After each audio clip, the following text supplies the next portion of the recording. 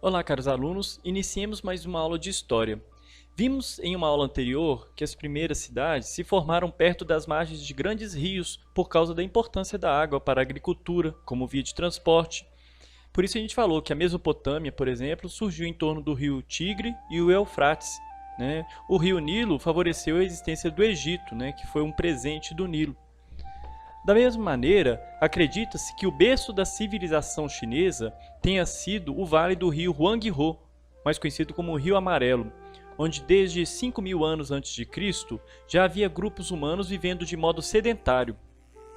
A exemplo do que ocorreu no Egito com o Nilo, o Rio Amarelo vai favorecer o desenvolvimento da agricultura na China.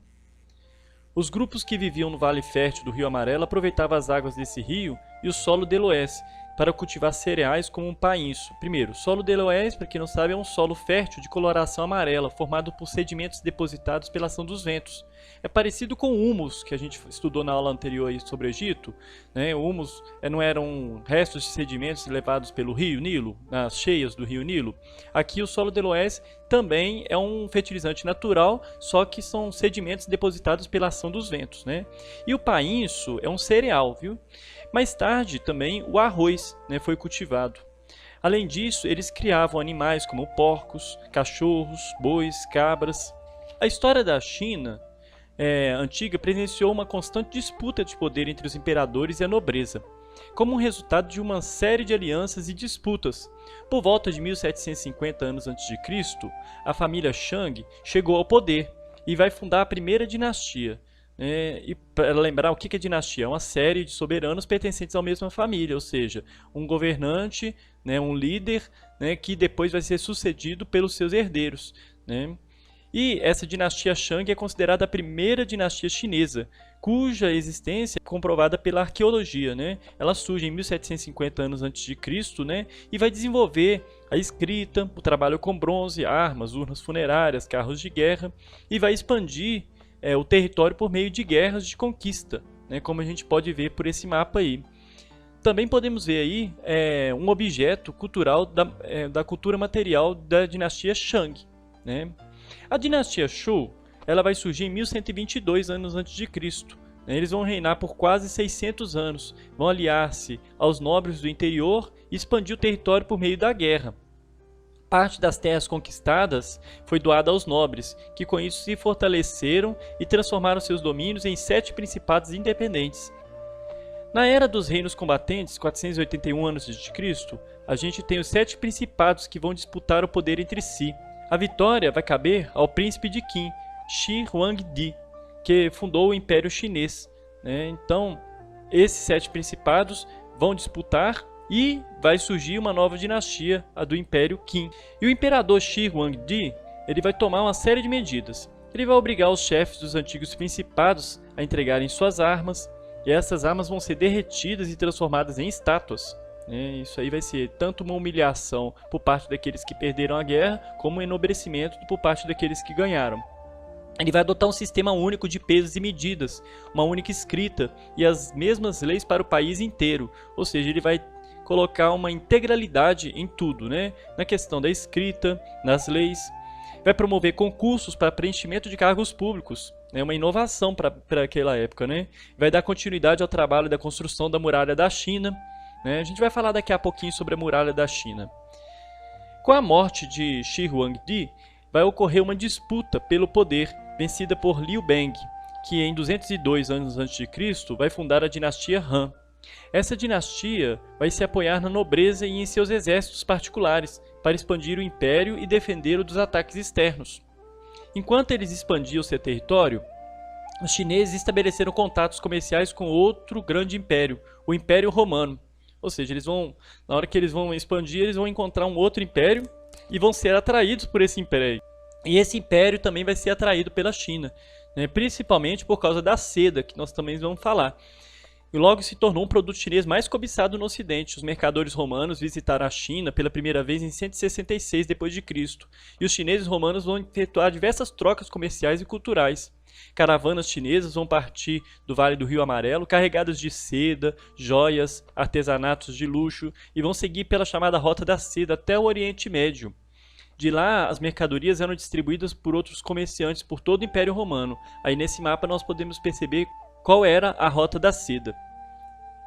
Na dinastia Han, vai ocorrer também um acentuado progresso técnico, né? Os chineses vão aperfeiçoar a produção do ferro, o uso do arado puxado por bois.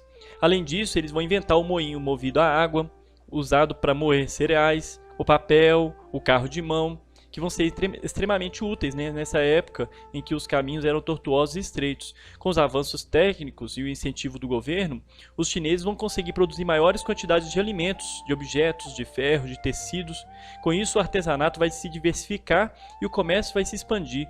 Vai ser favorecido, inclusive, pela rede de estradas, porque eles vão construir redes de estradas e manter, né, o governo vai manter essa rede de estradas para favorecer esse comércio. Em relação à sociedade chinesa, a gente pode perceber que, de acordo com essa pirâmide, que é uma sociedade parecida com as outras sociedades, né? A gente tem uma pequena classe que está dominando e a maior parte da população está sustentando essa classe, né? Mais ou menos isso. Nós tínhamos uma hierarquia bem rígida na China. O imperador ocupava o topo da pirâmide social e os camponeses a base. Os nobres, eles possuíam as maiores e melhores terras, cultivadas por centenas e até milhares de camponeses. Muitos nobres possuíam homens armados a seu serviço, o que lhes dava um enorme poder dentro e fora de seus domínios. Nas famílias da nobreza, o homem tinha poder sobre os filhos. Lembra lá da sociedade patriarcal dos hebreus? É mais ou menos semelhante, né? Esse homem ele tinha poder sobre os filhos, sobre as esposas, julgava os conflitos, os crimes ocorridos nas suas terras. Da nobreza saíam os altos funcionários, coletores de impostos, juízes, chefes de polícia e mandarins. Mandarins é um conselheiro, ministro na China antiga. Com o tempo, a sociedade imperial chinesa vai se diversificar, vai aumentar o número de artesãos, comerciantes, funcionários públicos, escravos. Esses escravos geralmente eram prisioneiros de guerra, né? Os camponeses, eles constituíam a imensa maioria da população e produziam alimentos para quase toda a sociedade. Eles trabalhavam a terra dos nobres em troca de uma pequena parte da colheita. Lembra um pouco aquilo que a gente já falou em outras aulas de outros povos, né? Além disso, eles tinham o direito de cultivar um pequeno terreno para o sustento da sua família.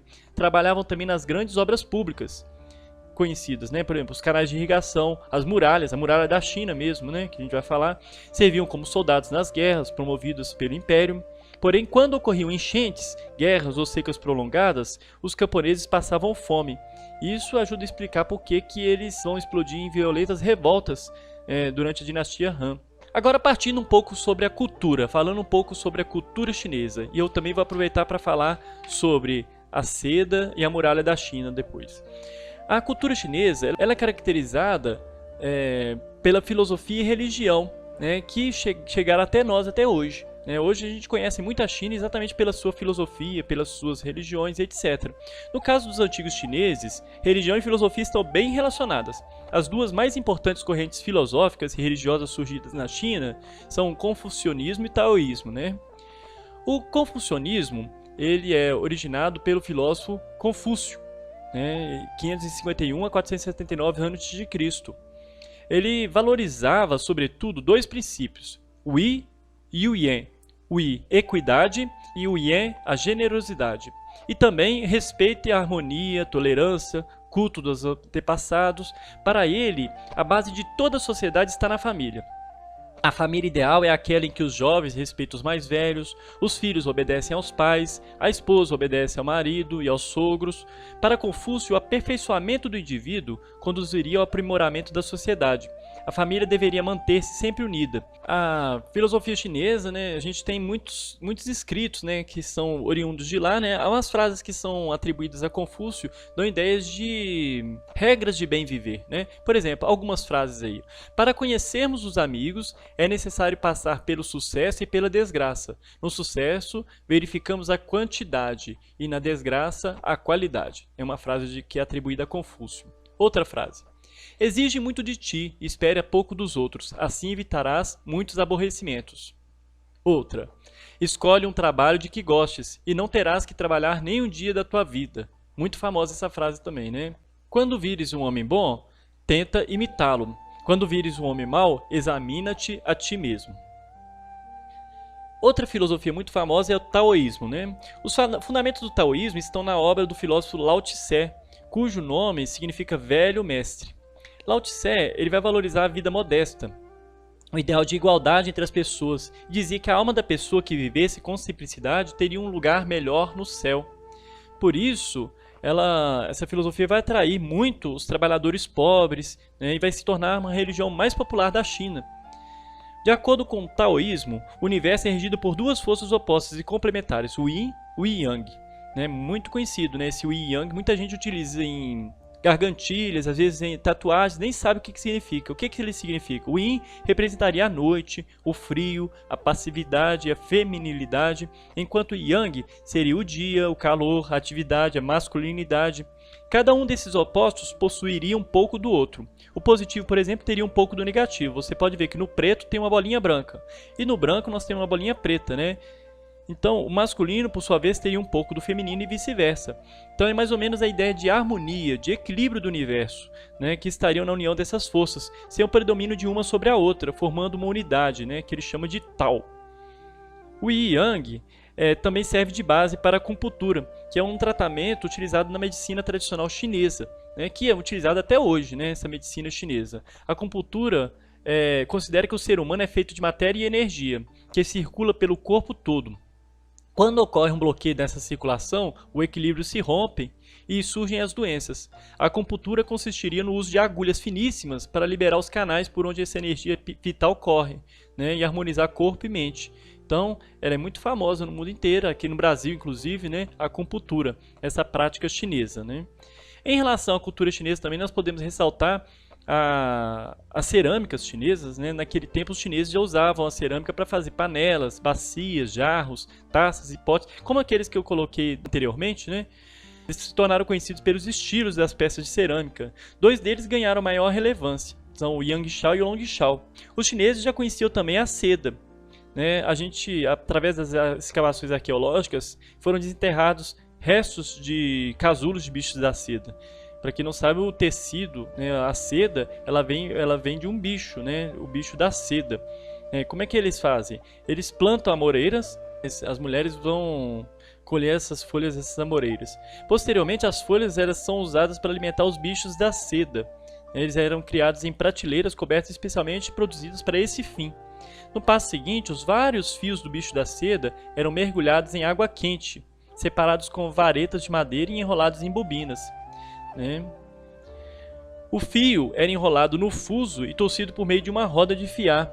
O trabalho de fiação era repetitivo e exigia paciência.